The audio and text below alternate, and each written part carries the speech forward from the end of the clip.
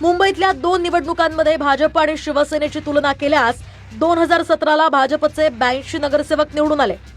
निवडणुकीच्या आधी 2026 पर्यंत भाजपनं एक ठाकरेंचा, एक शिंदेंचा, 4 काँग्रेसचे नगरसेवक घेऊन एकूण आकडा 88 केला। तर निवडणुकीआधी भाजपकडच्या माजी नगरसेवकांची संख्या ही 88 इतकी होती। यंदाच्या निकालानंतर शिंदेंच्या शिवसेनेला सोबत घेऊन भाजप नगरसेवकांची संख्या 89 झाली। तर दुसरीकडे ठाकरेंचे 2017 मध्ये 84 नगरसेवक निवडून आले होते। त्यात मनसेचे 6 आणि 4 अपक्ष नगरसेवक घेऊन त्यांचा आकडा हा 94 झाला। पुढे मात्र शिंदेंनी ठाकरेंच्या 94 पैकी 56 नगरसेवक नेल्यामुळे यंदाच्या निवडणुकीआधी ठाकरेंकडच्या माजी नगरसेवकांची संख्या ही 38 इतकी उरली होती। यंदाच्या निकालानंतर ठाकरेंकडच्या नगरसेवकांची संख्या 66 झाली।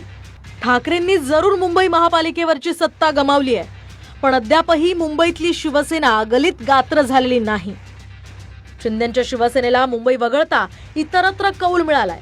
ठाण्याचा गडही त्यांनी राखलाय, पण ज्या मुंबईत शिवसेनेचा जन्म झाला त्या मुंबईकरांच्या मनात न अद्यापही शिवसेना ही ठाकरेंचीच ही ओळख शिंदेंची शिवसेना आणि भाजप पूर्णपणे पुसू शकलेलं नाही।